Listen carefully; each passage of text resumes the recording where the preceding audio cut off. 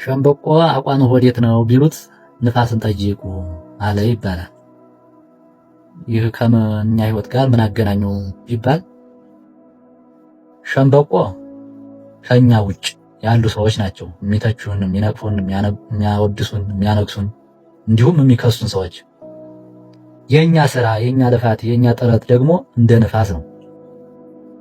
የንፋሱ ኃይል ሸምበቆውን ወዲና ወዲህ እንደሚያደርገው ሁሉ የኛ ውድቀት ሰዎችን እንዲሁ አቅጣጫ ያሰጣል። የኛ ስኬት እንዲሁ። ያ ማለት እንዲህ ተባልኩኝ እንዲህ ለምን እባላለሁ የሚመጣው ከምንድነው? ከኛው ከራሳችን ነው።